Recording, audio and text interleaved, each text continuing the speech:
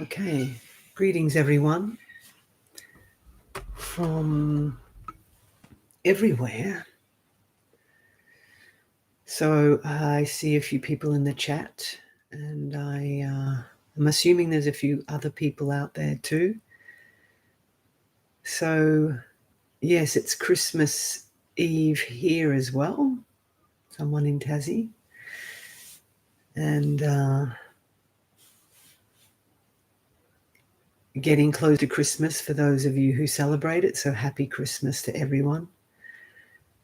And coming towards the end of another year, which is amazing in terms of perceptions of time. I don't know how it was for other people, but it felt like this year flew by. And as we know, I think as we get older, our relationship towards time, knowing that time is merely a perception, changes. Although it seems like that from this one's perspective. So it's an interesting thing, this experience of time. Using the clock and the calendar as a way to to mark time. Coming up to this year, 2024. So for those of you who were born in the 50s, 60s or 70s, like I was, the idea of 2024 is quite strange, really, because it doesn't seem all that long ago in some ways that you were living in the 60s or the 70s. Where's all this gone? So even though we can reflect on the fact that time is an illusion or a perception at one level, it's good to utilize it for the Dharma practice, and to certainly within our tradition, Buddhist tradition, we're always encouraged to reflect on the fact that time is passing, and to ask ourselves how well we are spending our time. And, as you get older, and maybe not even when you're older, maybe when you're younger now, because of the way the world is, with so much uncertainty at every level, there's a realization that anything could happen. We could go at any time. Nothing's stable, nothing's certain.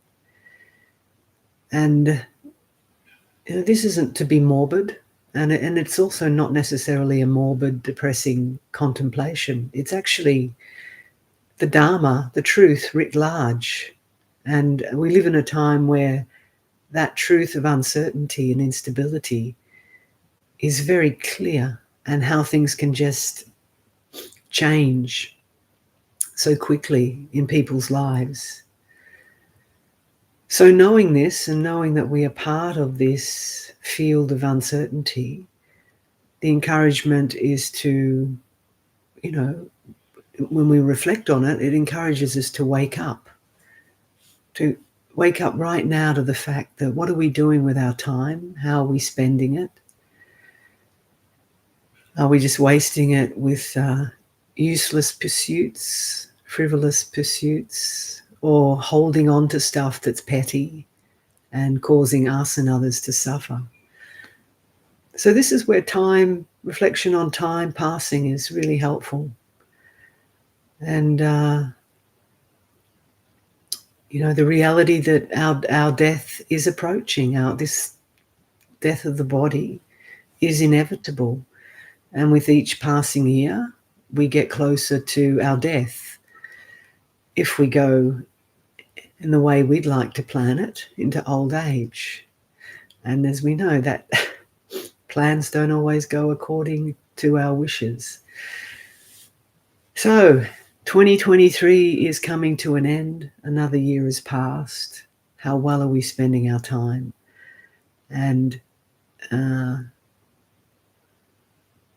I guess the encouragement is to recognize that the people who are joining here today are spending their time wisely, wanting to reflect on Dharma, wanting to practice meditation, bhavana, and I'm assuming that's why people are here, and listening to the channel and listening to other channels, other teachers, perhaps involved in Sangha. So we can feel a sense of gratitude that we've come in touch with the teachings that are pointing us towards truth and liberation, and helping us to free ourselves from this illusion of time, separateness, and self. So that's just a short Dharma reflection on the ending of the year. So for us, this is the last session, live stream for the year.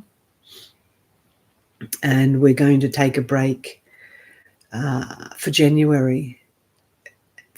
So, people go away. We have a very poor signal here during January because there's so many tourists around. So live streams don't work very well. So best just to have some retreat time.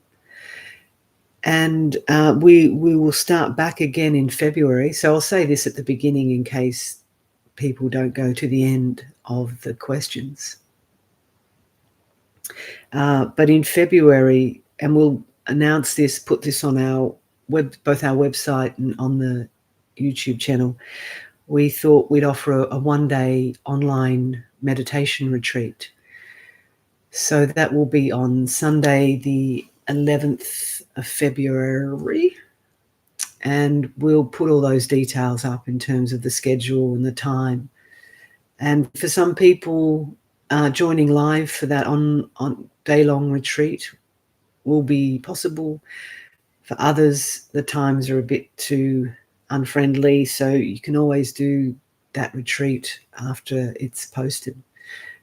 So yeah, I hope having an opportunity to participate in a retreat with some of the boundaries and encouragements that we're going to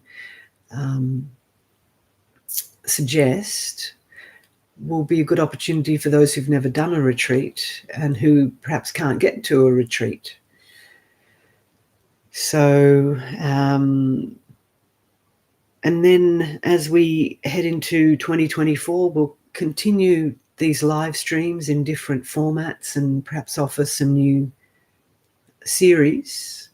specific series, because we do get quite a bit of feedback that many people find these sessions very helpful, perhaps more helpful for some people than even the recordings, because it gives them a sense of connection and Sangha. So it is good to get the feedback that these offerings are also helpful, and this is what we do. We do this stuff. It's our service, and if it's of help, then that's great. All right. So hello to everyone who's saying hello in the chat. I can see your words and emojis, and I hope you're all well. And we'll start the meditation. For those of you who aren't familiar with the format, we just sit with some guidance, about 20 minutes or so, 20, 30 minutes. If you can just leave the keyboard alone for that period of time and just concentrate on the instructions. And then afterwards, after that's finished, we'll have an opportunity for Q&A. So if you'd all like to get into a comfortable seated position wherever you are,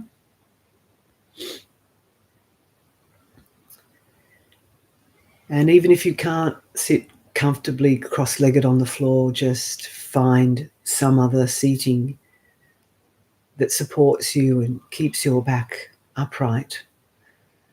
And hopefully the sound's all good and the vision's all good. I assume I would have heard something if it wasn't. And just begin by perhaps closing your eyes and taking a few conscious in and out breaths.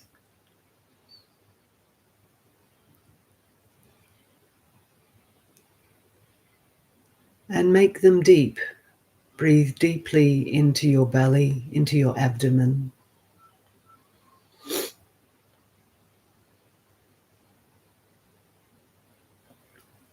And as you exhale, just exhaling any tension, any stress, any fragmentation.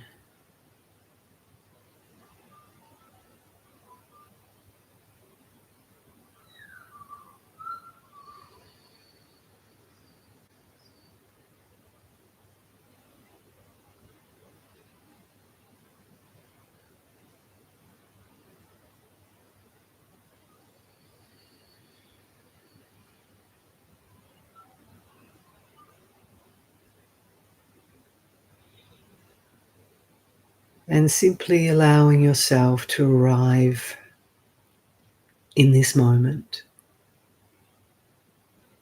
with whatever's going on.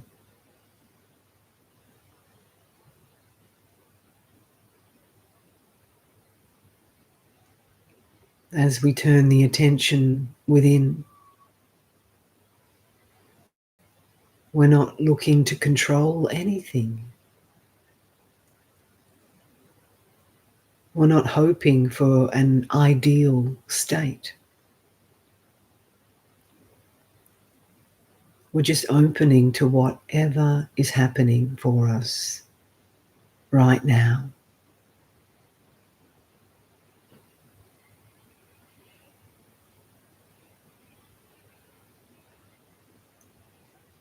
So, what is happening for you right now?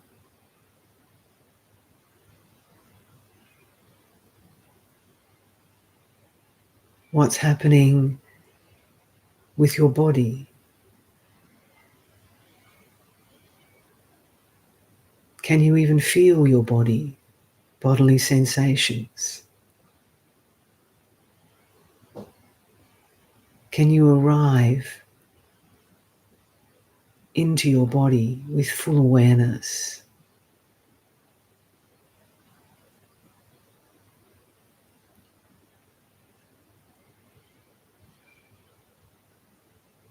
So, to facilitate this, if you find that you're spacey or in your head or disconnected, simply start by noticing the weight of your body, that feeling of pressure, of gravity, holding you down.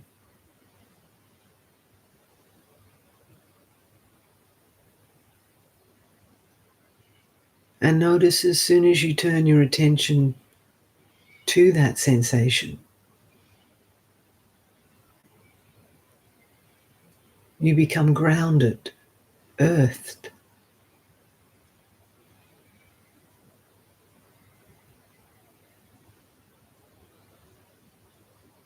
It doesn't even have to feel pleasant or unpleasant. It just is what it is.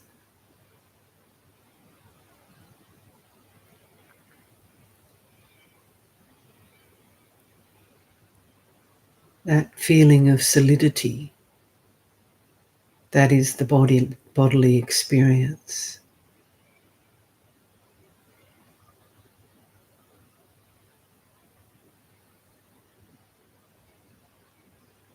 Noticing the sensations in your hands, the tingling, the warmth, or the cold, wherever you are.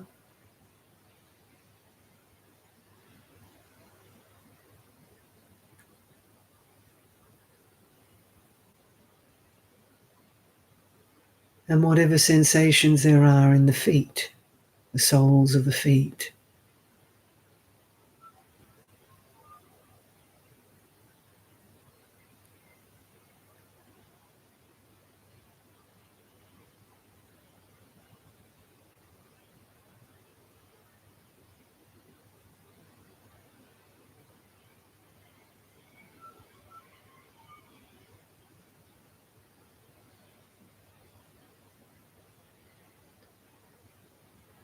So this turning of attention to mindfulness of the body is a foundational practice for helping us move away from daydreaming, conceptualizing, intellectualizing,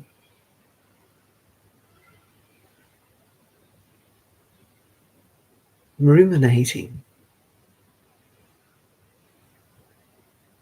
How much time during the day do you spend in your head, so-called head, conceptualizing your experience,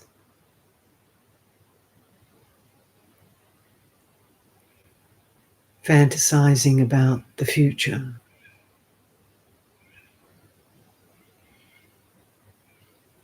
mulling over and regretting the past,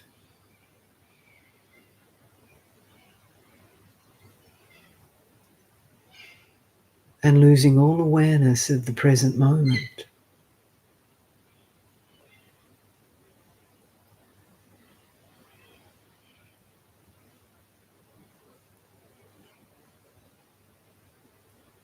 So the body is our anchor.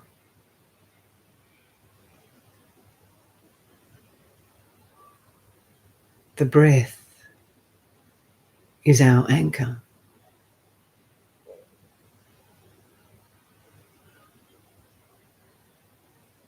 Just come back to both of those and stabilize in them.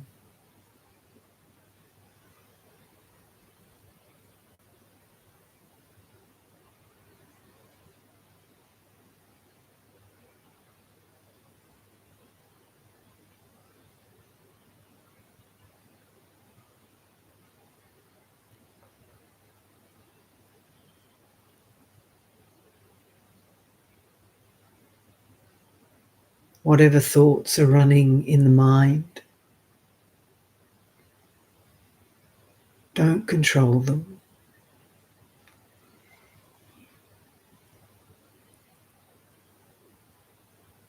Let them run, but wake up to them.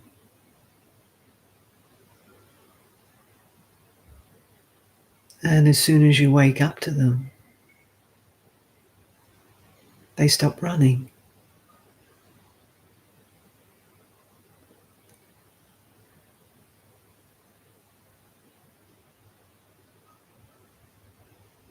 And just come back.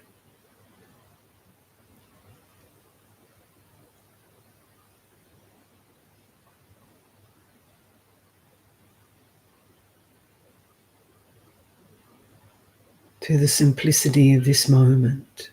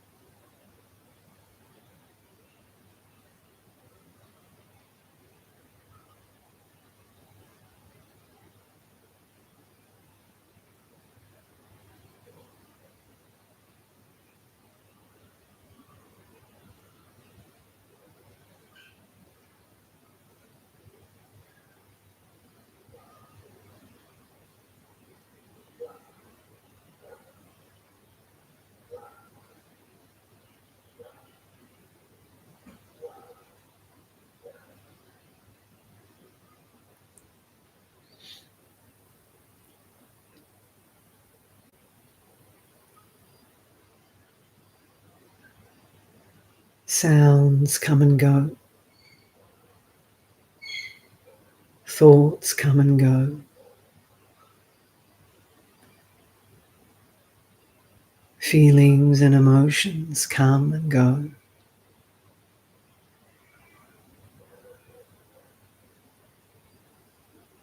sensations come and go.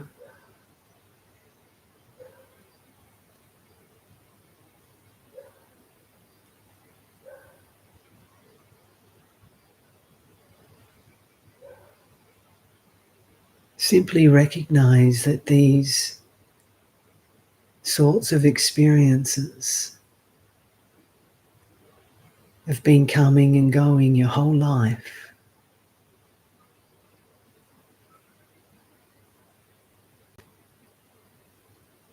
Like an ever-flowing stream.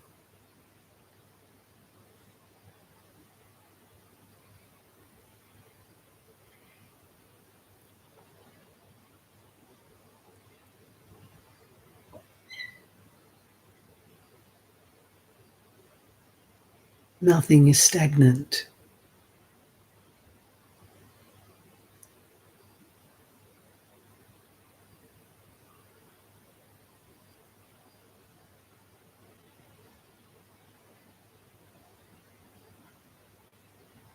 So where do you stand on this stream that is constantly flowing?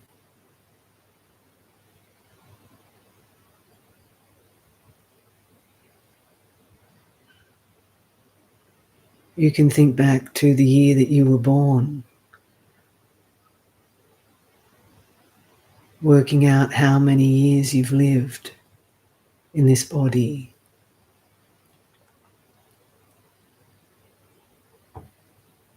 As we come to the end of 2023,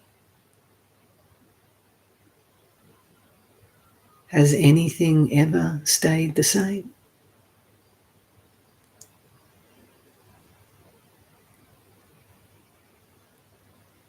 Is anything within this experience of body and mind, inside or outside,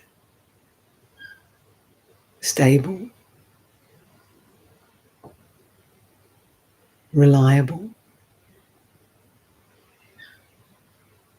predictable?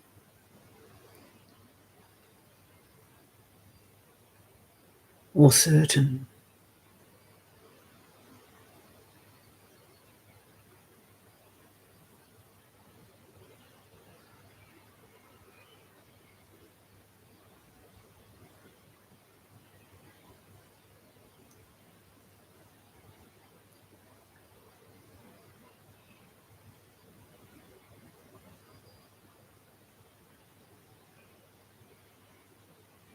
So our meditation practice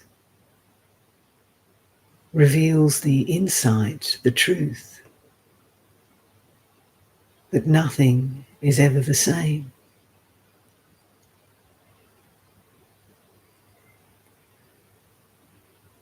From the deepest level of the microscopic level of the cells changing,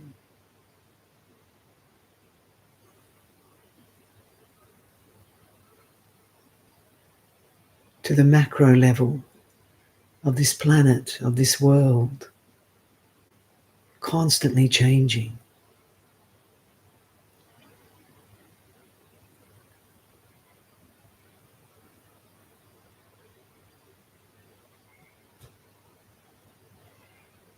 So this is the truth of impermanence, anicca, one of the three characteristics of existence that the Buddha encouraged us to realize, to see directly for ourselves.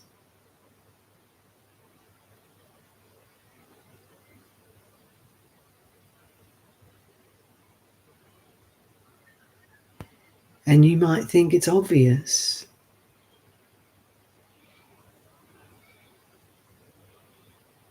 What's the big deal?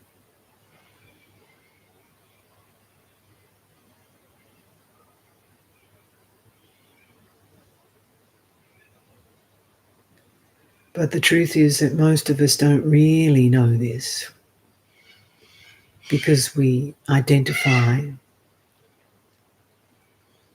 and cling to things as either me or mine,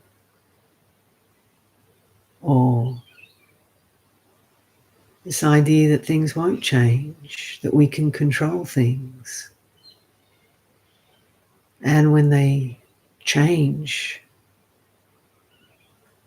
often seemingly dramatically and quickly, we're taken by surprise and we suffer.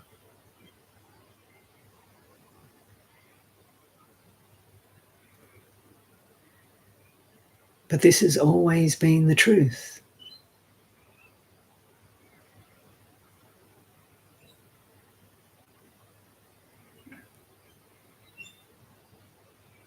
So if we wake up to that truth now,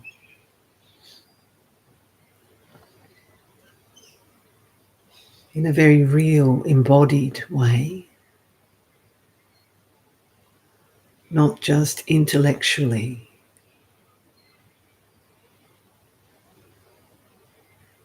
it helps us to release and let go of this clinging that we're not even conscious of most of the time.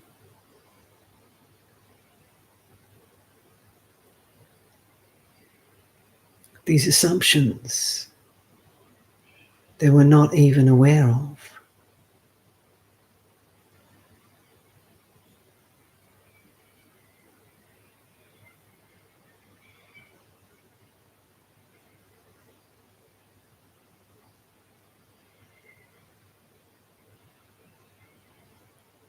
So look directly, experience directly this constant flux and flow.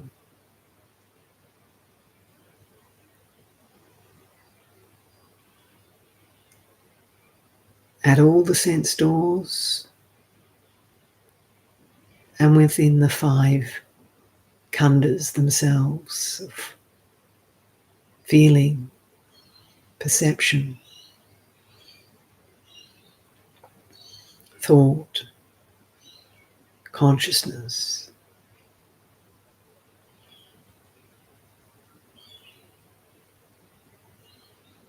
and form.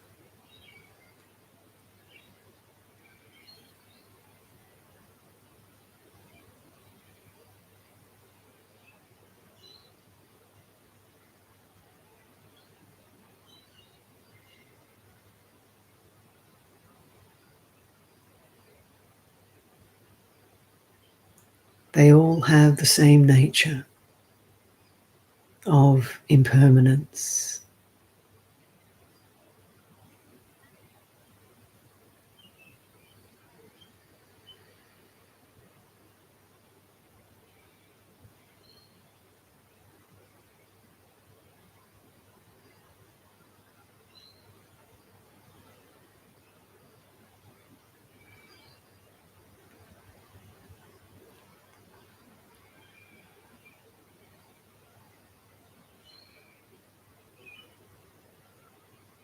But the encouragement is to look at this reality with wisdom. If there's no wisdom, it can give rise to fear or aversion, not liking the fact that everything's changing, or delusion, denying it, explaining it, plastering it over with some sort of platitude.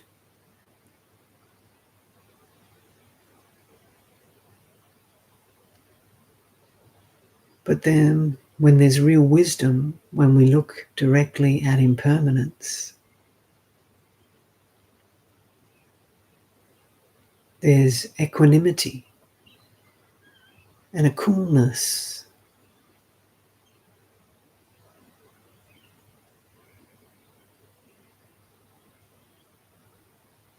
Because we can stay stable just in knowing.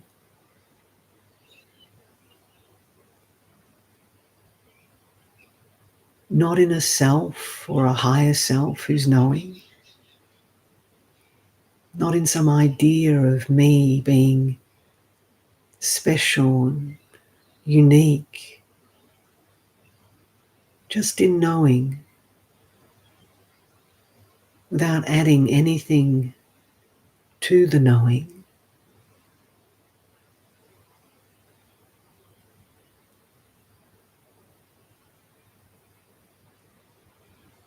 That knowing nature is already there within us, within you.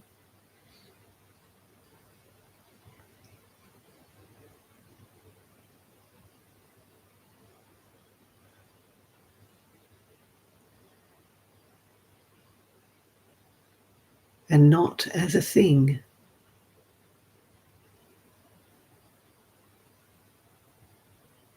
It's just knowing.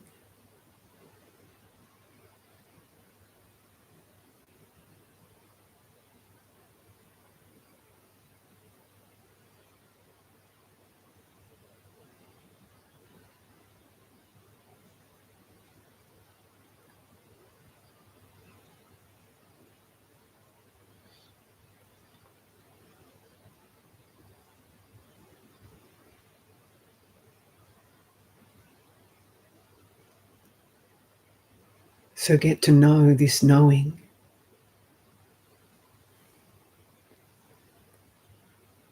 This knowingness.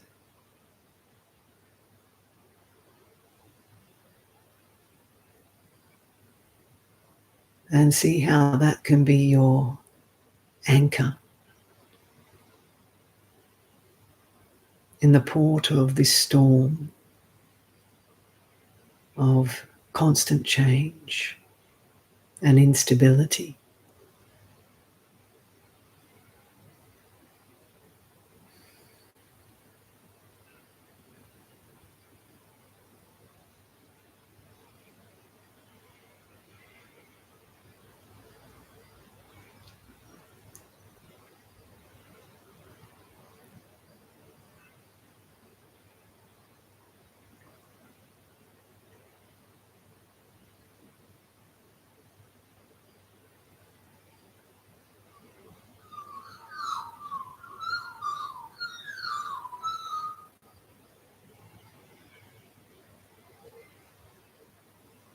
And when you really get to know the knowing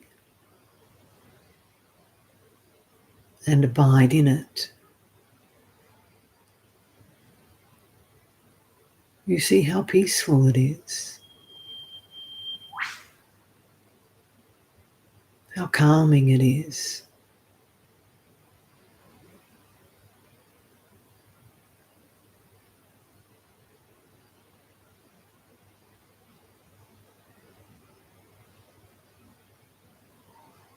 And from that place of calm, of peace, then deeper and deeper wisdom will reveal itself for you.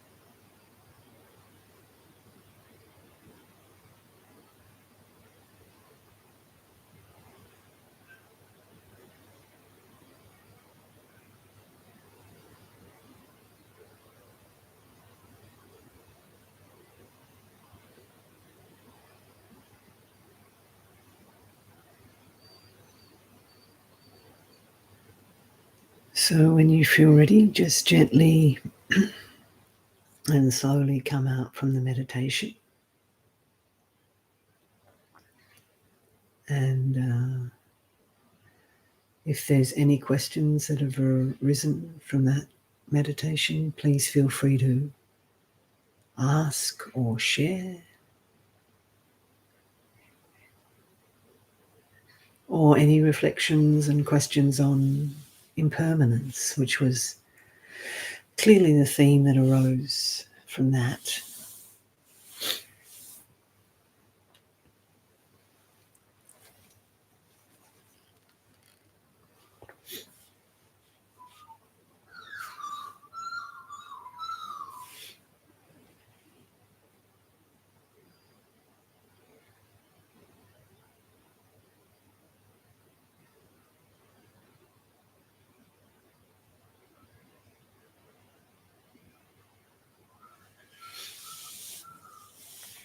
It's a nice overcast, coolish day here today, so I'm able to have the window open. You can see the trees and perhaps hear the birds who've been blessed by a lot of water element lately, because it was all drying out here, so it's been really nice. Okay, the birds in the background are wonderful, aren't they, early riser?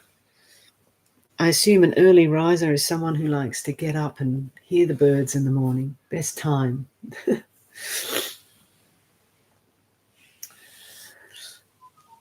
Okay, so I'm glad that some of those spontaneous reflections were helpful, and hopefully helpful for as we move through this thing we call time and calendars.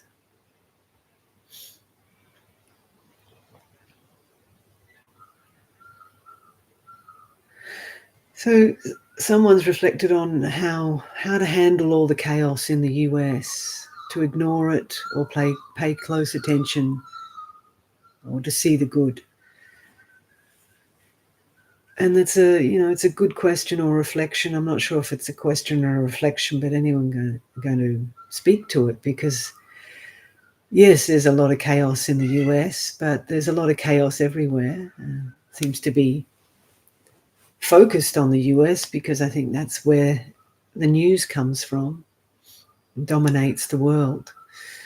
But in reality, there's chaos everywhere, and I don't need to mention the big places because you're all aware of that.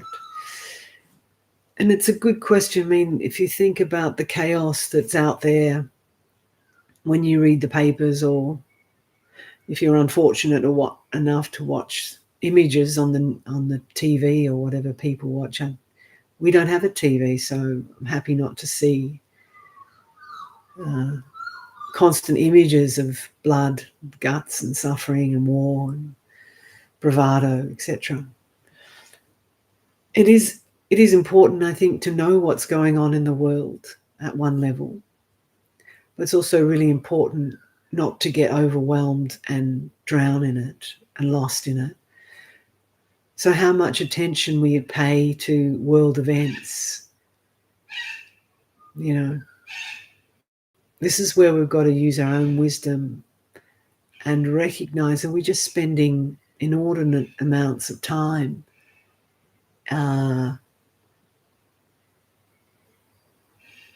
what's the word I was going to... Anyway, taking in all these images and stories through sight, sound, and then, or imagination, imagining the horror that people are experiencing in all these key places at the moment. It doesn't really help to be completely swamped by all this news at all. I mean, I think it's, you've probably all experienced this. Sit down to meditate after watching some of the images in Gaza or the Ukraine, or mass killings in the US. And it's very hard to settle the mind and find some space. So just the right amount to stay kind of aware. And obviously, if you're involved in this stuff as an activist or a policymaker or something, there's perhaps no escape for you. And for the average person, staying abreast and being as active as and involved as is you're capable of. But then recognizing that, this stuff that we see on the outside is no different from what's happening on the inside. Fundamentally, the chaos, the fragmentation, the things that arise in our own consciousness, it may not be as extreme as what we're witnessing on the news. But the Buddha said, these three roots of greed, hatred, and delusion, they're all within us. And what we're trying to do is to practice to wake up to that and to not feed it, and to practice restraint and to live a life of mindfulness and wholesomeness and goodness. So, and if we're completely lost by that, then that's why you see people who are acting it all out at the very extreme levels, both at an individual and country government level. But countries and governments are just an amalgam of individuals, aren't they, who are all caught in that. So it's not like it's out there, that they're out there and we're here, something completely separate from that. We're all part of this chaos, and we're all contributing to it in some way, or contributing to stopping that flow of chaos. But it doesn't mean that the bad's out there and I'm just good and pure. We have to see honestly that we have the same potentiality for killing, for going to war, for being obnoxious, for lying, for stealing, for cheating. We all have that potential. You just only have to spend a day with your mind in silence to see where the mind can go. Thoughts of revenge, thoughts of hatred, thoughts of anger, thoughts of greed. They're all there within us. But we're very fortunate that, by choosing to turn towards teachings that are helping us move away from being deluded and ignorant about that potentiality, to waking up and purifying the mind. So a little bit of news can actually help us see the reality, and this reality that I've just talked about. But indulging in it like some horror film, and that thinking that it's just something external, is not helpful either. Anyway, there's so much to say about that, and I'm seeing all these questions popping up, or reflections. So I won't say much more, but just to use the events and our engagement with them really skillfully, with wisdom. And only you can judge for yourself what effect they're having on your consciousness. And, are they giving rise to peace, or are they giving rise to fear, anger, judgment, and just to know when to turn this stuff off, and just come back to look at the screen within, the mind within, and work with that. So Kahina has asked a question following that I think is perhaps what I just spoke to, is how to remind ourselves in day-to-day about impermanence before we get wrapped up in it in life. And, taking this time out to sit and stop is perhaps the best way, to have a formal meditation practice is really helpful for grounding us. But then continuing in every moment of life to, something simple. You had some great plan, and then the weather changed and you weren't able to do it. That's a great teaching on impermanence and the fact that nothing is a sure thing. Nothing is stable. And then look, how do you react to that? Oh, my whole plans have been ruined because the weather changed, or they cancelled my flight. How do we react to that? And if we react with, depression and anger, or Great bird. That's a whip bird. I don't know if you heard that. It seems to be right at my window. Of course, I couldn't blame that. How do we react to when things change or come to an end? And our reactions will tell us how much wisdom we have about this reality, which is the ever-pervading reality of this conditioned world, is impermanence and change. Okay, so that someone said, what birds are they? There are many birds, but that one you just heard was the whip bird, one of my favourites. So they came to visit, which is really nice because they don't normally come that close. Okay, so there's a question. I find noticing memories arise doesn't tend to make them fade the way thoughts do. And memories seem to engender our reluctance to accept impermanence. How can a memory be looked at without resultant grief? Without resultant grief. Okay, so the second part of the question.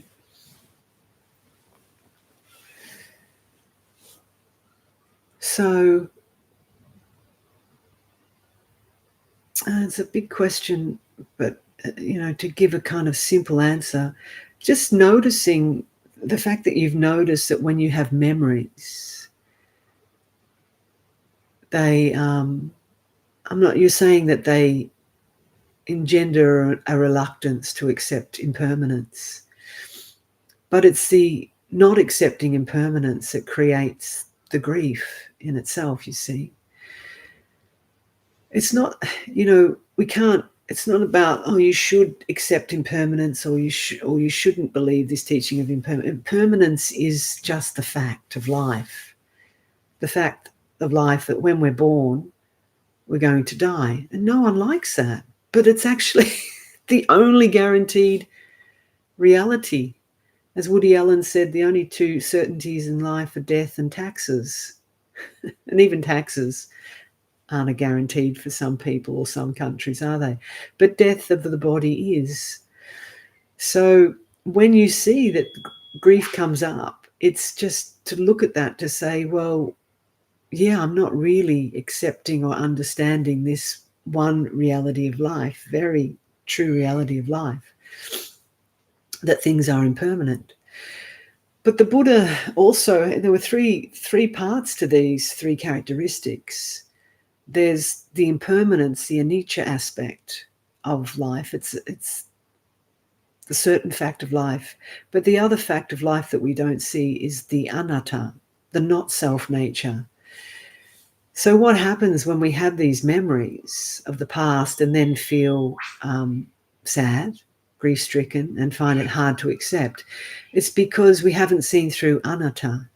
We think it's me and mine, or my mother, my father, my partner, who is involved with this memory of loss or change, because we don't see the second truth here of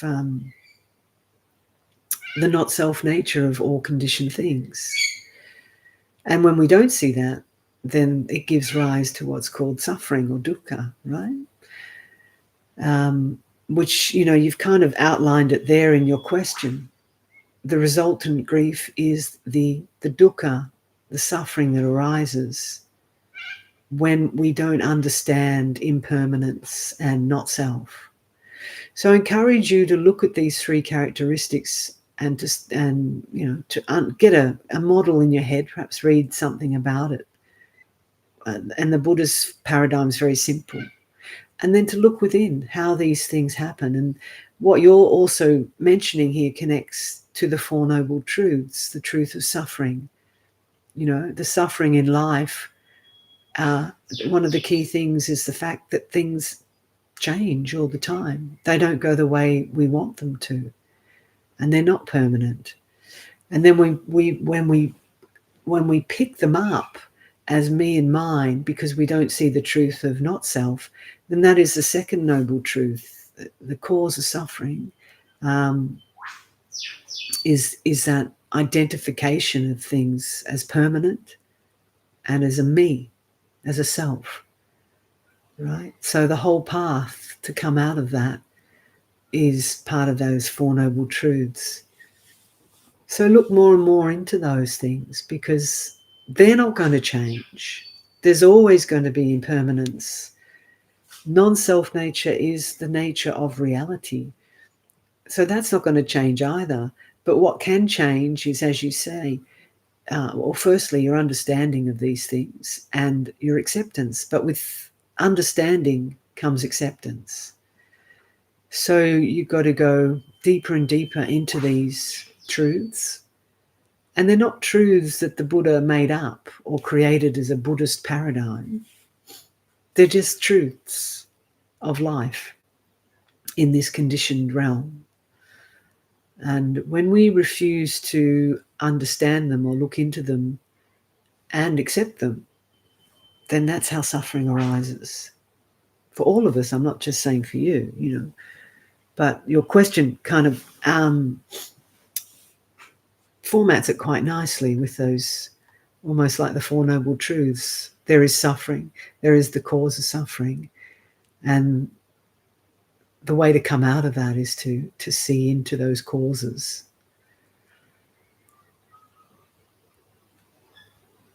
So another question arises: how can we move from abiding in the knowing into pure awareness? Well, you know, abiding in the knowing, it's not separate from pure awareness. It contains, it is in itself pure awareness. But if there's still ideas of a me here who's knowing and thoughts coming in and conceptualizing, yeah, they're just things that are passing by. But if you think that you're going to move from kind of a more conceptual knowing to a state of pure awareness, then it's you trying to do something. So it will never be pure awareness. I want to move from this idea I have about, well, I'm still very much a self-knowing, if you like, into pure awareness. It can't happen. No one moves from the knowing into pure awareness. Pure awareness reveals itself when clinging, attachment, and delusion ceases. So this is one way to help this cessation, is to know that there's someone wanting to get something. We're always wanting to move from here to there. Okay, so I understand the knowing, but now I want to be pure awareness or purely enlightened. Can't happen. There's still a me wanting to control things. So simply see, look into that delusion, into that self-deception, because that's what's stopping anything from dissolving. But as to when one is truly abiding, or for want of a better word, is purely aware without any sense of ego and self, who can say when that will happen? And the one who says they want to know is the thing that's actually preventing it more and more. So just see, don't have expectations, don't have desires. It's the desires and the wanting to move into something else that's the root of the problem. So is there a way we can support your work monetarily, or perhaps a particular charity you're fond of? I do put up, because this question has come up, you know, since I've been doing this, but, you know, as the channel's grown, people have been kindly wishing to support us here at Viveka Hermitage. So there are links to various things. Like we have a PayPal account, which isn't ideal at one level, but it's helpful, isn't it? You know, and there's Patreon, and then if people wish to donate to the Hermitage via just through bank transfers, you can contact us on the email address. So I think generally I try and remember to put that up under the comments section, the links, or in the descriptions. But if you go on to the About page of my channel, you will find those links. And thank you for your kind interest in wishing to support us, because we do this just on donations only, and we have many kind supporters, so we're very lucky. People who make a donation to the Hermitage so that we can eat and live and pay the bills and all those things that we all have to do. So John is asking, sloth and torpor, how to move away from wanting to sleep. It's a general question that's difficult to know how to answer without knowing your situation, John, because sometimes, you know, you might be exhausted physically and mentally, so you might need to sleep and catch up on some sleep.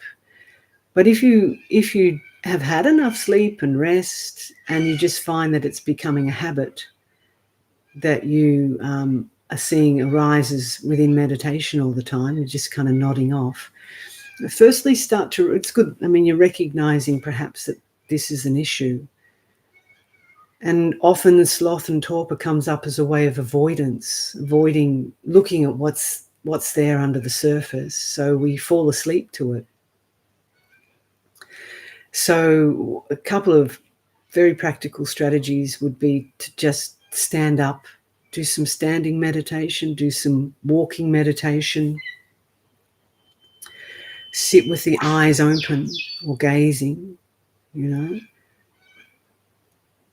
And if it's just kind of constantly taking you over, just get up, stop meditating, because it's better not to get into a habit of just, and many people do this, they sit down to meditate, and after 5 or 10 minutes, you know, start to feel drowsy, and then they go, oh, that's nice. And then they're just nodding, you know, for 30 minutes, an hour, just nodding in their meditation. I've seen this many times with people. And it's a bad habit, because at one level they think, oh, you're kind of zoning out, spacing out, zoning out. But it can appear to be kind of pleasant because it's taking you out of thoughts and worries, but it's a really bad habit and it's not helping your meditation. So yeah, look for practical ways to overcome this, and investigate perhaps why it's becoming an issue for you. But it could be a very individual thing of you might need to have a good night's sleep.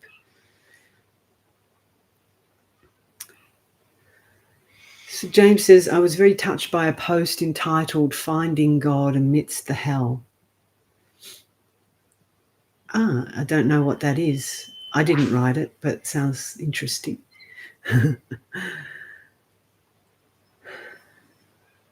Someone's asking if we can start a bit earlier, an hour earlier in 2024, if this is not too much of a burden for you. I'm not sure. Maybe 6 o'clock. See what happens. I know it's very late in Europe, but I guess the point is it's not going to be great for anyone.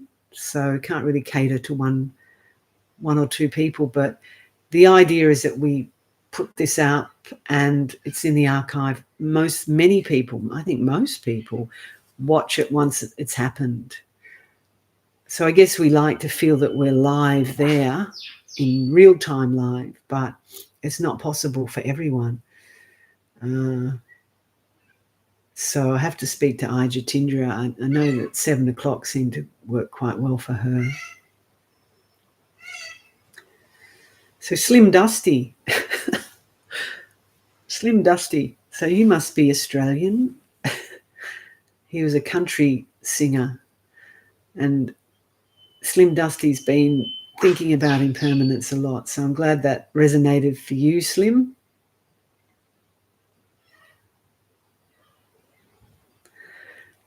Carmen's asked, I'd like to know how we can reside continuously in the knowing. kind of answered that question above, but it's simply by just keep waking up each moment to noticing where we're lost, clinging, identified with the flow, to just being in the know of knowing the flow of life, of this body mind changing, of these sounds coming and going, these visual fields coming and going, just knowing it rather than, too much liking, disliking, oh, this is good, this is bad, this is me, this is mine. And just recognizing the knowing each moment. And the practice of meditation, formal meditation, is really the main method, if you like, of doing that. That's why we sit. That's why we stop, dedicate time to practice, and not to see that as separate from continual trying to bring that into each moment of doing in the world, driving, speaking, working, cooking, washing up. Bring that knowing into every moment. And then there comes a time where there's no difference between sitting and moving. The knowing, we're always abiding in that.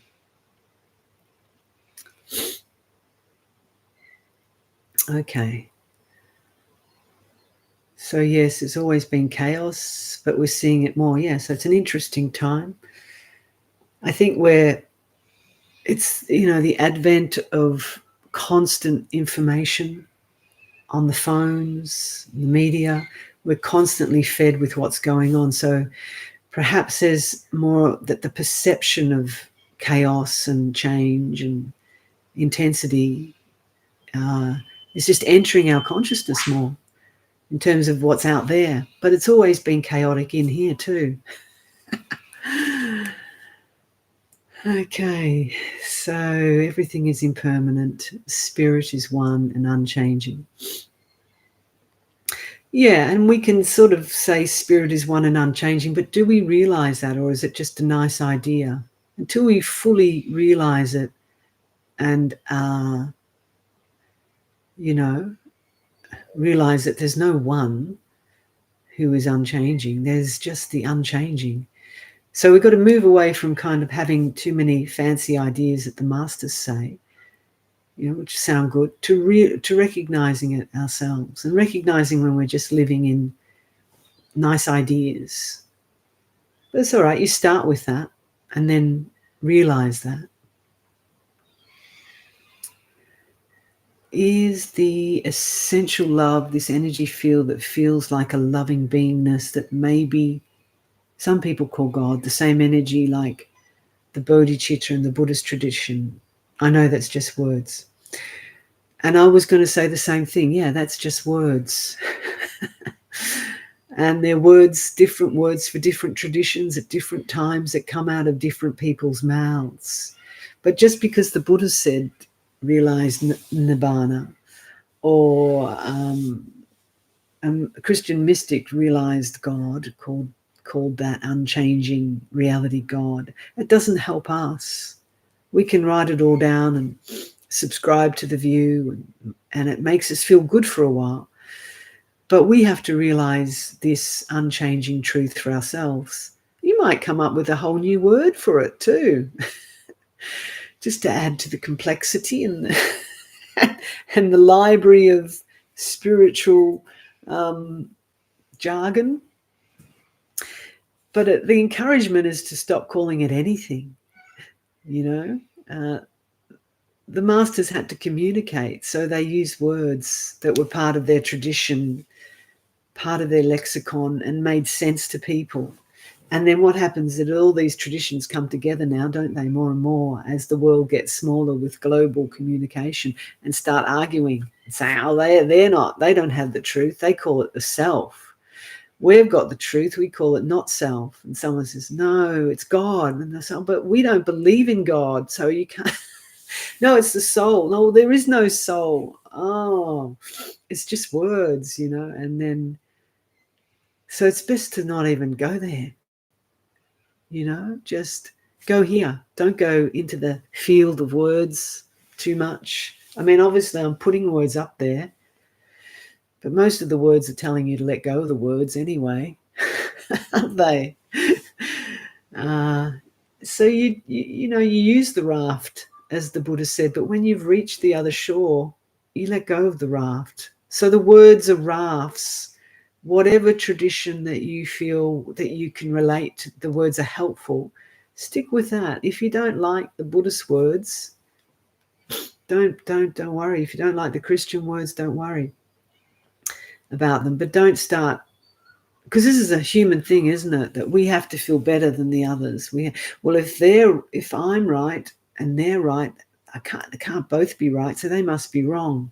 So we do this othering, and we say, well, only the Buddhists have got the truth, because we don't have a soul concept, we don't have a God concept. All these other ones are just kind of lost in something, in heavenly realms or something.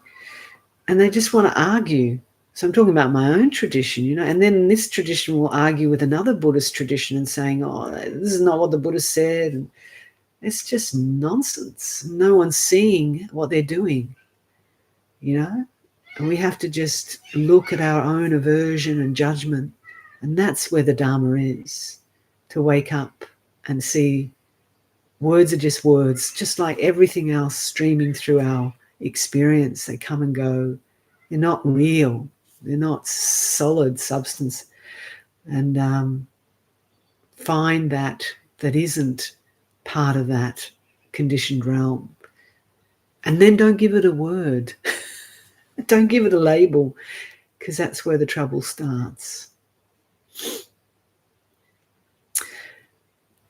So Dave says, I'm not sure why, but sometimes I think of the age of the earth, the galaxy, the universe, and it seems to bring calm and insignificance. Yeah, it's a good reflection, isn't it? How old is this earth, this galaxy, this universe? Millions and billions of years old. And where there's this tiny little speck in this vast universe, yet the world revolves around me and my problems, and my issues and my opinions are of the most significance. It's a good reflection. It's how we get lost. And, again, using these reflections with wisdom, it doesn't then mean that, if it gives rise to, oh, I'm meaningless, the world is meaningless, and I'm a meaningless little speck in the universe, and that's not wisdom. That's just meing again. So, we're part of this massive galaxy and universe coming and going. And this consciousness is something else, isn't it? It's how long's it been traveling? In billions of lifetimes, according to the Buddha. But if you don't have that as a paradigm, don't worry about it. You don't have to accept it or lose your mind over it. Okay. Someone's asked how to distinguish indifference from equanimity. Very good question, and a very common problem. So only you yourself can distinguish the two, when you really, and just to know, I guess, from the outset what the difference is. Equanimity is not a state of cold indifference.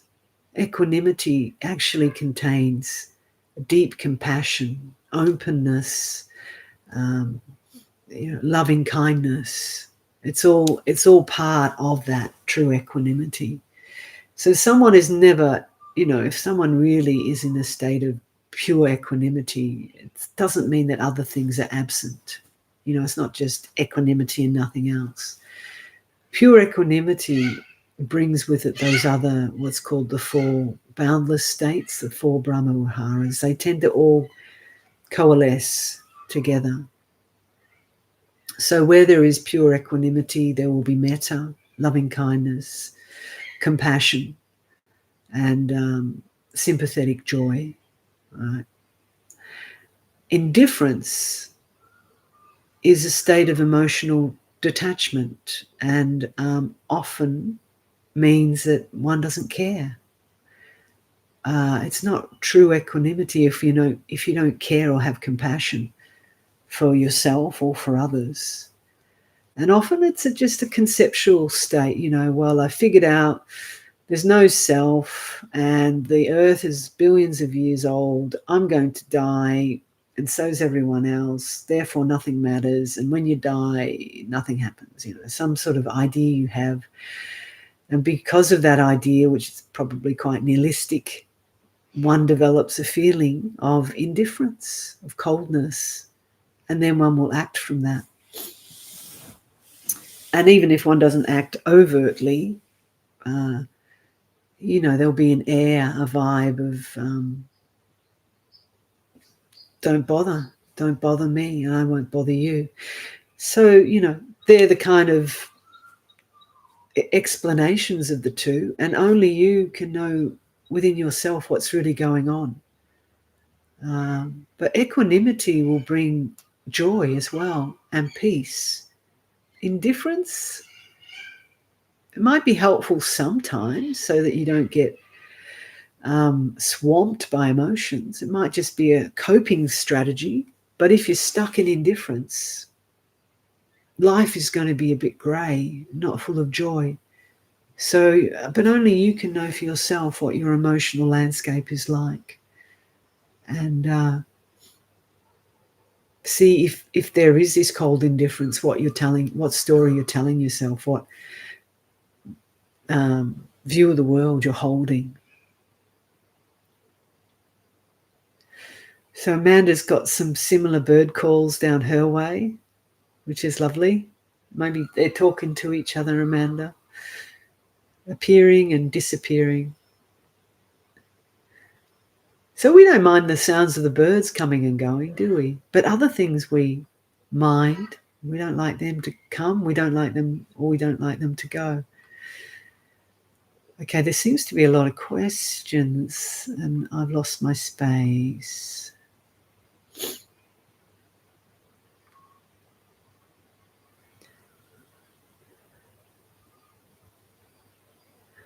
So Alex is saying, one person who's close to me is saying that I've changed so much and I don't show emotions anymore, that they do not sense that I even have feelings. Is this part of the normal progress of bhavana or meditation? Second part of the question is, until the Brahma Viharas become more mature enough to manifest and show, should I try to cultivate Brahma Viharas through meditation? That's the second part of the question. Yeah, well, I don't know how accurate that person is. You can see what they're saying and see, this is something to always do when people criticize you or offer their view of you. And first to say, okay, so they're saying that I'm perhaps cold and indifferent. Look with it. Is that true? It might have some truth in it, or it might just be their projection. But before we dismiss what people say or get defensive, it's always good to say, is there any truth in that? You might want to ask another person who's close to you, do you find me cold and unemotional, too detached, And if that's consistent feedback, then that's good feedback to look into, because sometimes many times meditation, especially at the beginning, can lead to that. We think this idea of detachment is to be disinterested and cold, but that's not what, like I just said, that's not what equanimity or detachment really means. But we go through these phases, if you like. We have to come into that to see where we're going wrong. And so maybe this person's feedback could be quite helpful. But I wouldn't say, totally believe everything someone else says, because they could have other agendas, but just investigate and see how much truth there is in it. Could be just your particular relationship with that person, and it could be very different with another person. So, But your second part of the question, should I try and cultivate the Brahma Viharas of metta, karuna, compassion, equanimity? Yes, definitely. The practice of metta is something that, for some people it can feel a little bit formulaic or forced. So you have to be quite creative in how you develop these. There's a few on my channel, there's many on YouTube. And then if none of those resonate, just try to develop feelings or thoughts and feelings of loving kindness towards others as part of your meditation practice. Because we're not just trying to be cold, detached Buddhists or practitioners. But equanimity, but also not trying to be interfering, lovey-dovey, saccharine people either. Equanimity has to be there, but what is equanimity? This is what you have to investigate. And equanimity is warm. A lot of warmth with people who are truly equanimous. They're not cold. So it's a good question, Alex, and one that we all need to continue to investigate, practice. And it's a process, it's a journey we're on with this practice at one level. At another level, it's not, because our true nature is already of these qualities. We just have to kind of clear the way a bit, rather than think I have to become someone who's full of loving kindness. It's loving kindness is really there when we let go.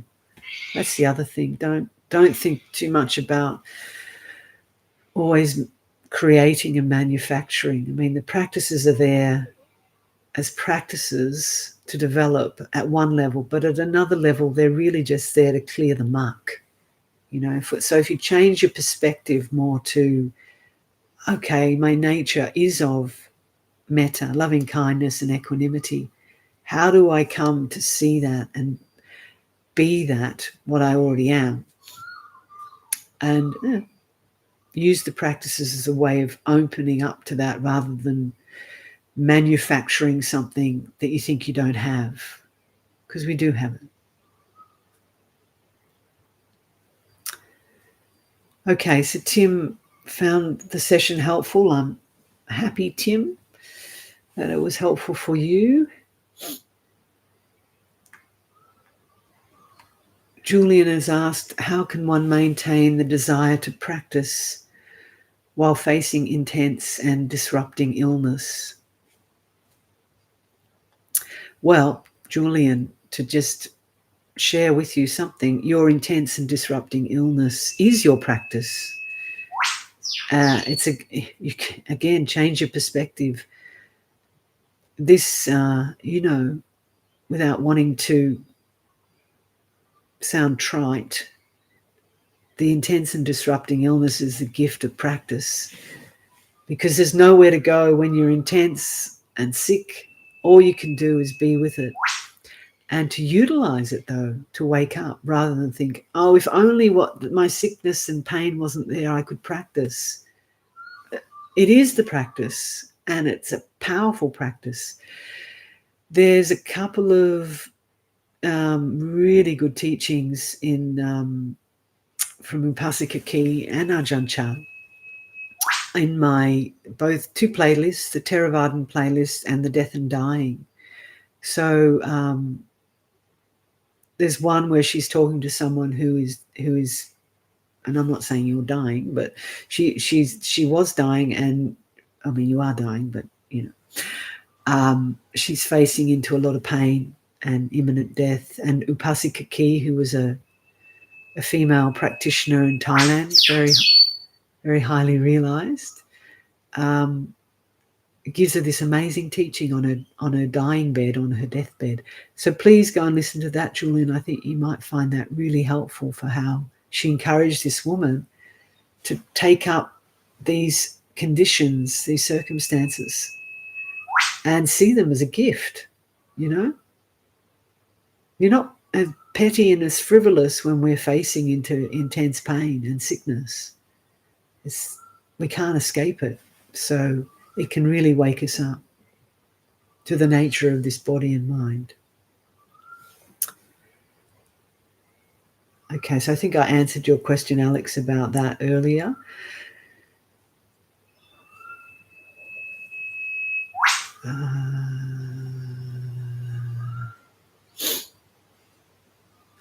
So Robert and Sharon are asking, any advice for a first Vipassana retreat? So I'm assuming you're going on your first Vipassana retreat. I'm not sure which Vipassana retreat. There are many Vipassana retreats, but I guess my only advice would be is go in with an open beginner's mind, which hopefully you already have. Don't have too many expectations about what should or shouldn't happen. Anything can happen. Any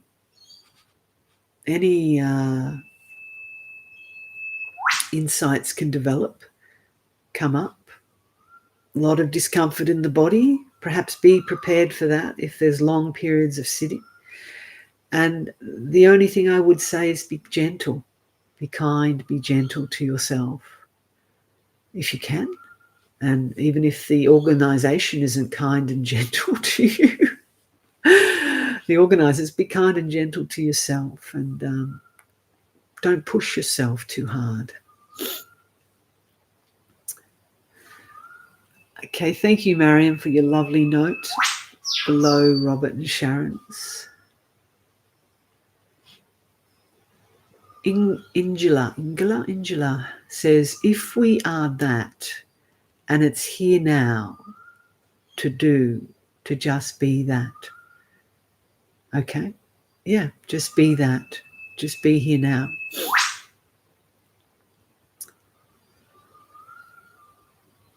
Is a desire, this is John, is a desire to rekindle a long-term relationship ever anything other than an example of attachment and craving for phenomena that is now past?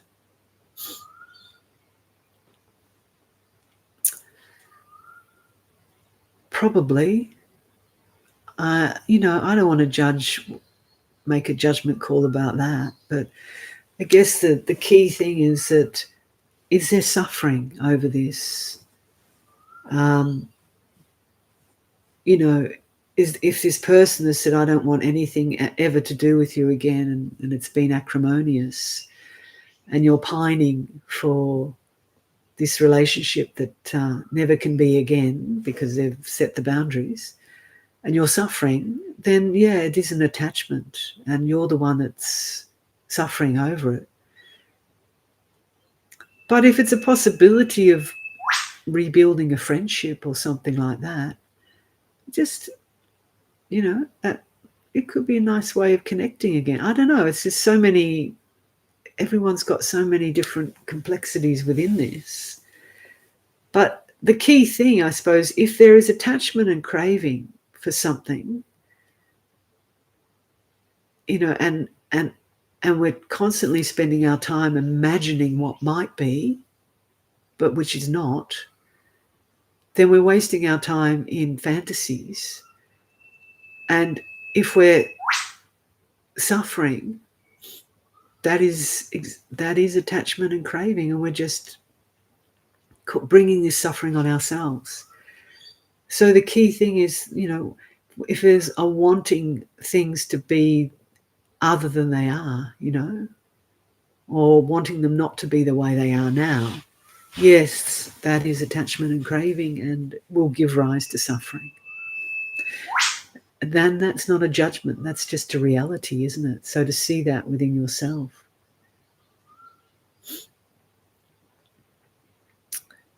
But if you need to, with that relationship, you feel that it's not completed, there's still stuff hanging around, then maybe it calls for a letter of asking forgiveness, or, to get closure, because maybe there's something that needs closure. That means that you can't let it go. So I don't know. It's probably a lot more, it's going to be much more complicated than what I can get with a question, isn't it?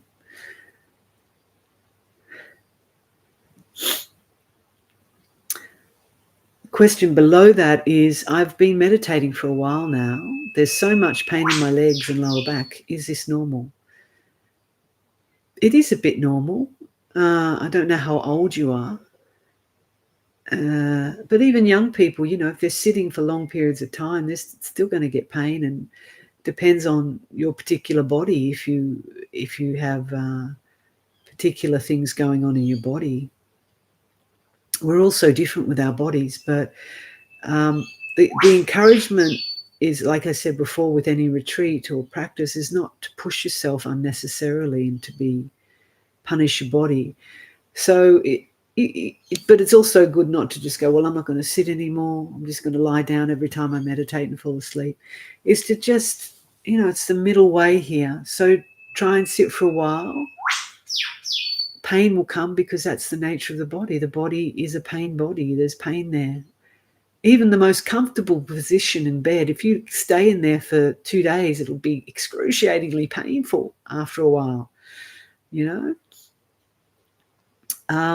So move, change positions, try a different sitting cushion, maybe sit in a chair for a while.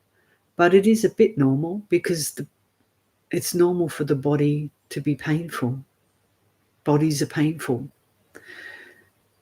Whether we like it or not, they are painful. And as we get older, often they get more painful. Some people are lucky. They don't have a lot of physical pain. That's their karma. But, just an aging body is a painful body.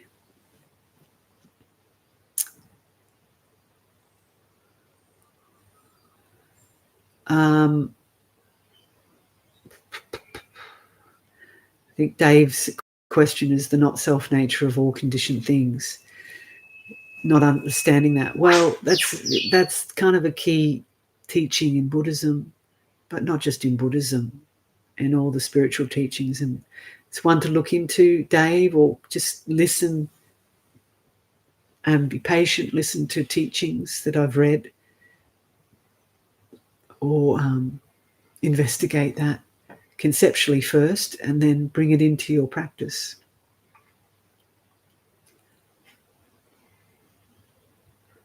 Could, yeah. Someone says, can I share something here? You can.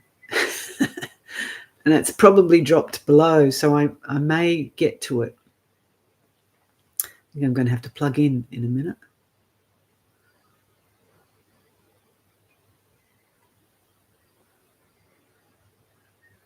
Where are you and why are there tourists in January?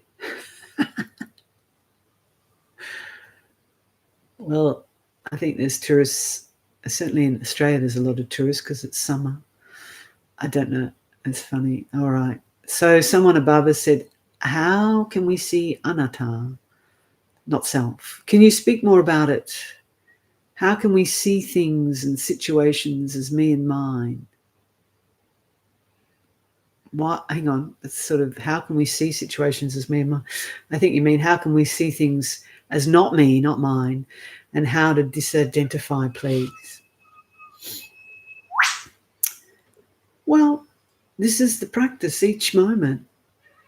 Like, this is why, go back to that meditation and just look within to experience a bodily sensation, for example, and ask yourself, is this me? Is this mine? Can I control the pain in my back?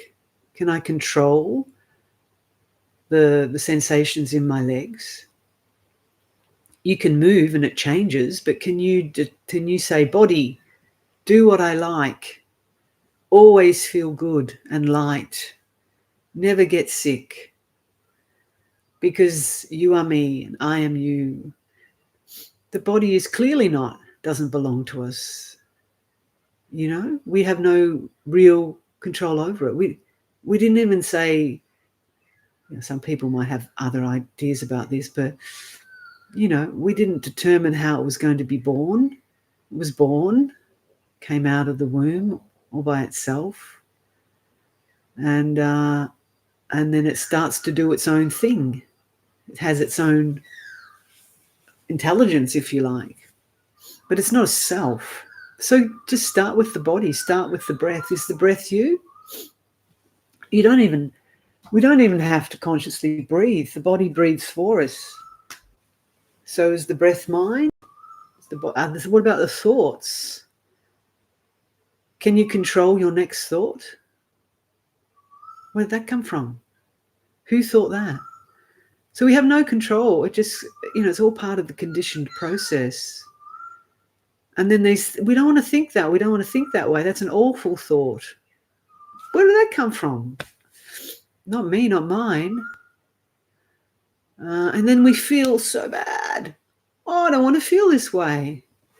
I feel angry. I feel upset. I feel jealous. I hate those feelings.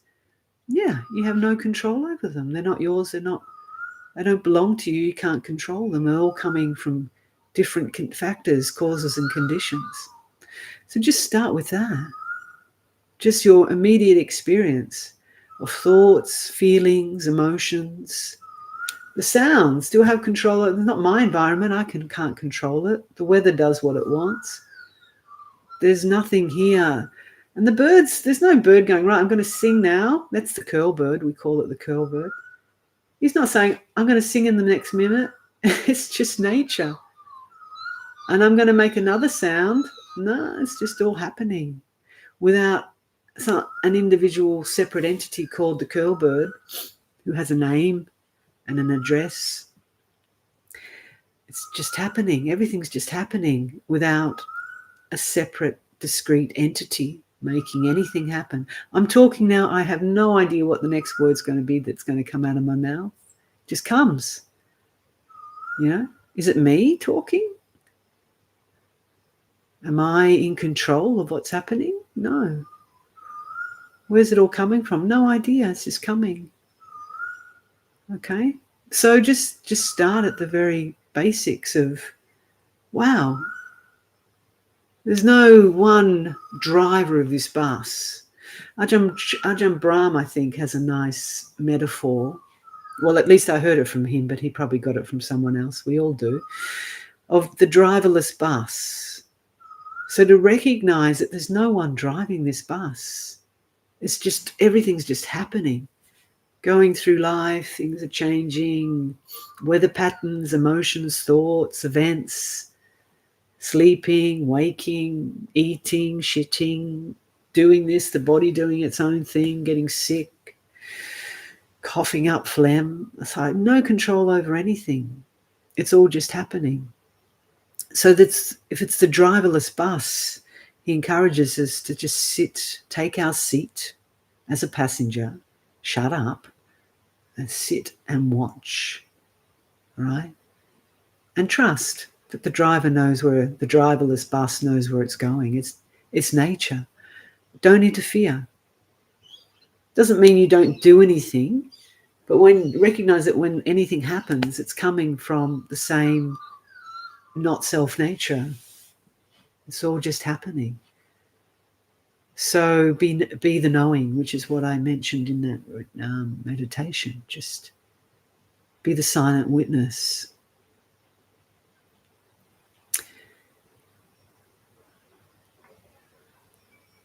So back to the questions. Graham said, the Buddha suffered dreadfully before he sat beneath a Bodhi tree and he saw things clearly, or saw thugs clearly. Yeah, exactly. He'd done ascetic practices. He was apparently skin and bone, punishing his body, pushing his body, which is why I said just don't go too far to that extreme. And then he left those ascetic practices behind, got back a bit of energy, physical chi, and the conditions were right for him to see clearly into the nature of reality.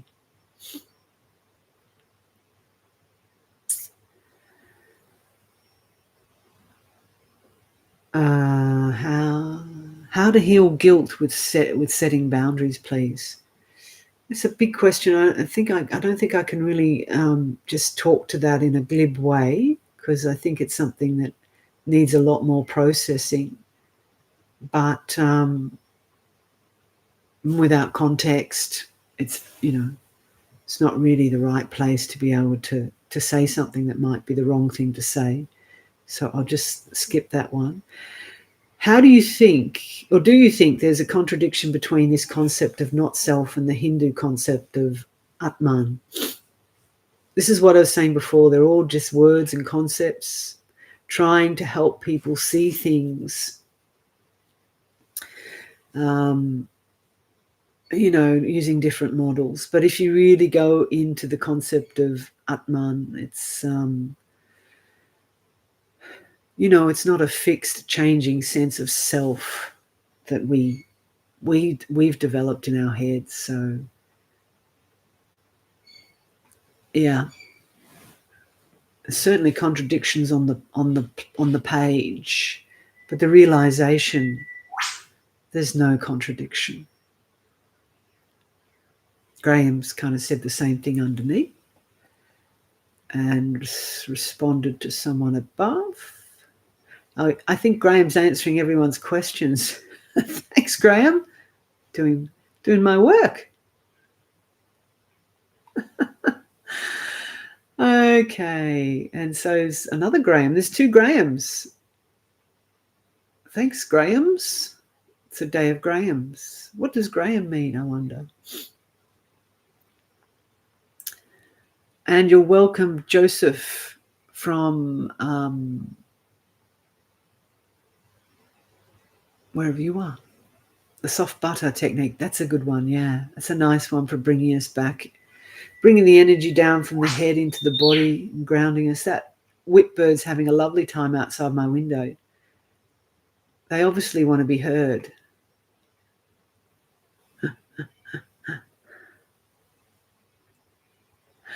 Okay, there's a question here. For 2 seconds, I saw that all this universe is a dream. Good. Great that you saw that.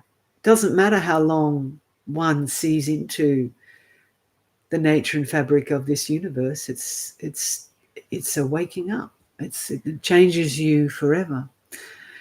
I love to live in solitude, and the work I usually love to do now is only a part of the role. Running after what? Any tip for a new role? I'm not sure. No. Again, I can't really give advice about what people should do in their lives other than to just keep trusting the Dharma to lead you where you need to be. There's no best place to be or perfect place to be. Wherever you are is where you need to be. Otherwise, you wouldn't be there. And when things change and new opportunities open up, it's because the time is right.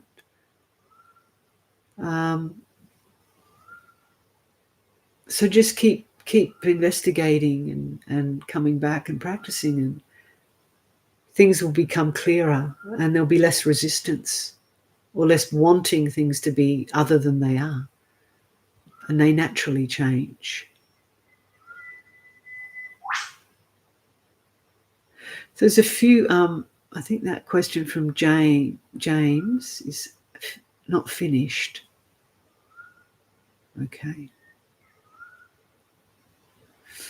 So Seb says, I feel overwhelmed by a lot of different ways or different pointers for meditation. Yeah, I can understand that, Seb, because there's so many different ways. There always has been, because there's so many different people with different proclivities, different understandings, and different teachers who say things in different ways, which you would have gathered from my channel. Different teachers, different masters, different traditions.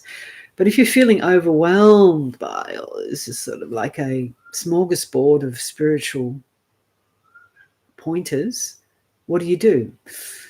Well, keep it simple. What works for you? What can you relate to the most, and what's the most helpful? So it might simply be a particular teacher who explains things very simply and encourages a particular way, just to watch the breath, be with the breath. Stick with it. The problem with my channel, I suppose, and it wasn't ever intended to do this, but it's just the way it developed, When I did it, I thought it'd be this tiny little obscure channel with about maybe 100 or 200 followers, subscribers, who were seasoned practitioners and who had been practicing for many years and could just come in and pick things up and get it and see the correlations and just utilize different words and paradigms as a way of opening a new area, because sometimes we get stuck in our own paradigm. So it's good to listen to other teachings, right?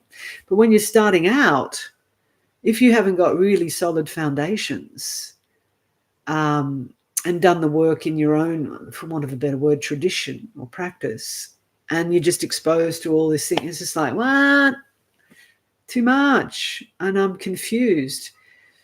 So I can't control the fact that maybe beginners come onto this channel and start listening to Longchenpa or something and think, what the hell? And then go and listen to Ramana and think, well, he's saying something completely different. Because that's how it appears to be when we're just dealing at the level of the concepts and we don't have direct experience. So I feel sorry for beginners, and I did create a beginners playlist, which I add to from time to time. But it's not really a channel for beginners, you know. I think it might be better just to go somewhere else and just start with the basics and stick with the basics for 10, 15, 20 years. I mean, I've been doing this stuff now, gosh, for 35 years or more. That's how old I am. So it's hard for me sometimes to remember what it's like when you're just starting out. And I wasn't exposed to a myriad of things. I mean, I kind of was at one level with my postgraduate studies, but with my meditation practice, I was just on one path, if you like. Occasionally listen to other things, but the main focus was just one path and getting a solid foundation in that. So if you're a beginner and you're overwhelmed, just, don't stick around here, I'd say. Go and develop your foundations elsewhere. But if you found, I shouldn't say that, because everyone's different. Some beginners, no one's really a beginner anyway. You know, what have you come in with? For some people, it might be okay, but I can't say. But anyway, just to answer your question, Seb, keep it simple. Stick with one thing for a while, and if you're confused by some of them, the higher teachings, just don't pick them up yet.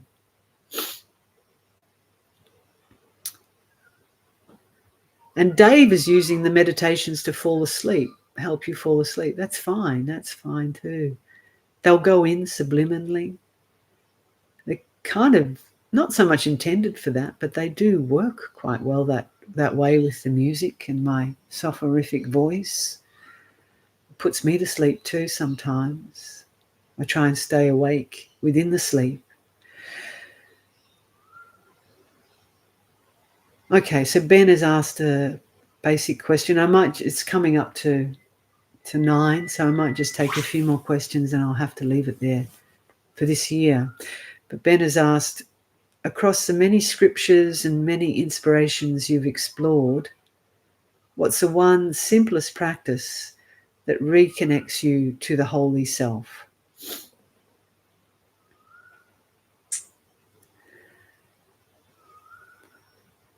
Well, it's a couple, I think. But I think the simplest practice is simply just coming back into this moment and recognizing what is here and now, and that can just simply be life, living itself, and then recognizing the transcendent knowing, and that might, to beginners, that probably sounds like a lot of gobbledygook, but some people might understand what that means. And then when one does that, and I'm saying me, I'm saying anyone that can do that, that just wakes up and remembers, and then there's a nice opening that happens naturally and a warmth. So I hope that answers something, Ben. So Reverend Cromack said there are beneficent beings in hell, always helping us find the door out of hell. Well, that's nice to know. I'm sure there are. And hell is also on earth. You know, you can see hell on earth, can't you? So hopefully, if one is living in, at times, experiencing hell on earth, then a beneficent being,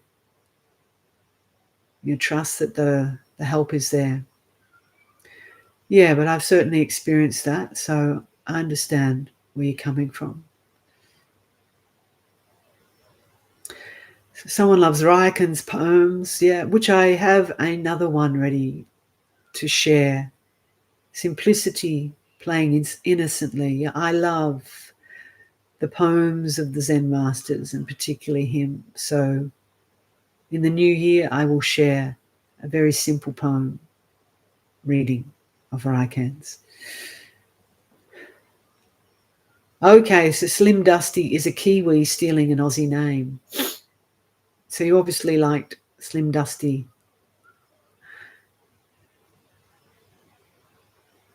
And yes, the bird is it's awesome, actually. You're right. I don't normally have a whip bird right outside my window, but I think they've gone now.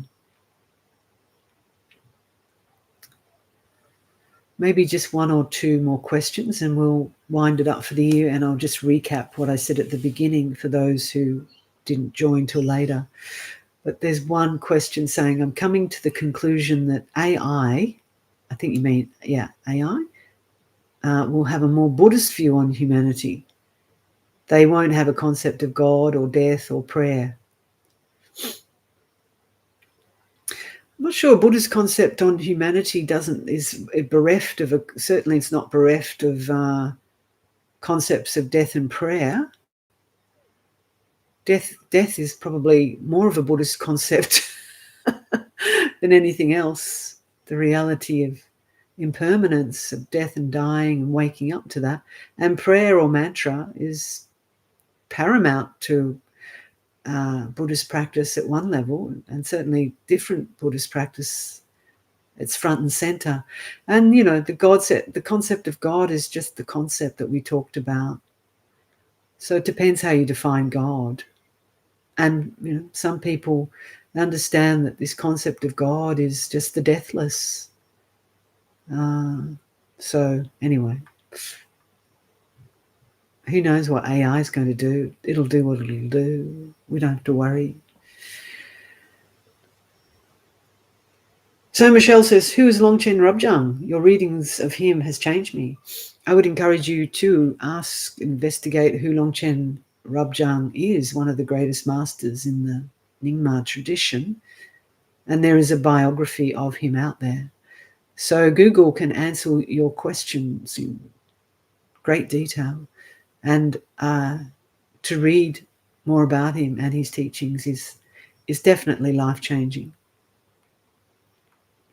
Okie dokie. So I can see I'm not going to get to the end of these questions today, and I apologize in advance if your question wasn't answered, but I have some boundaries. So just to reiterate what I said at the beginning of this session, there will be no live stream for January. We're taking a break, having retreat time. In the second week of February, which I think is the 11th of Feb, we'll be offering a one-day retreat online on this channel, not Zoom, because we don't have that account thing. But this way on YouTube, it'll be a one-day retreat with a structure, and people can, in Australia and parts of the world that are friendly to this time zone, can join live. And we'll post information about it both on our website and on this channel. and give people plenty of notice. And if you can't make it live because it's the middle of the night for you, fear not. It will be archived. The sessions will be archived, and you can just do it in the same way in your time zone. When you have time, just take a day out and do a retreat and see how it is for you. So that will be February, and that will be the only thing we do in February. Just leave it up for the month. And then come March, we'll start up a few new series. The Buddha Dharma series that Aya Jatindra did was really popular, which is great, and that's up there to catch up on if you haven't listened to that so far. Very comprehensive. She has had so many years experience as a nun, as a monastic, studying and practicing. So her wisdom, in my personal view, is impeccable. Her teachings are impeccable. So, and take you very deep into the Dharma. So she's going to continue to do different series on Buddha Dharma, but, slightly different take. And similarly, I'll try and create some series of my own. So it's not just always these generic live stream meditations, which are fine, and we'll keep doing that. But it's good to have a bit of a focus from time to time, isn't it?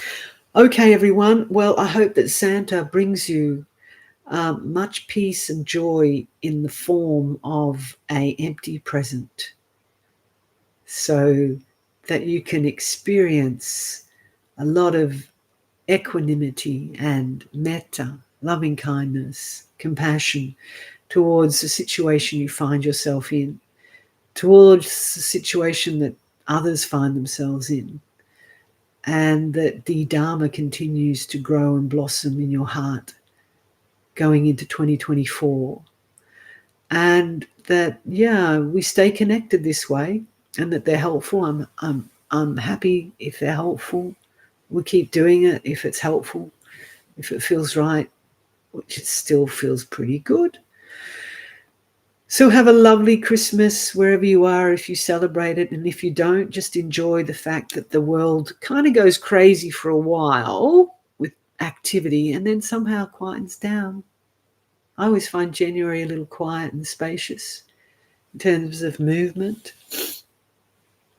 So, but whatever's happening is happening, and may all good things come your way, and may you find inner peace, wisdom, and stability within your heart. So sending all our blessings, and we share that with you all today in our chanting, in our prayers. We, believe it or not, Buddhists do pray.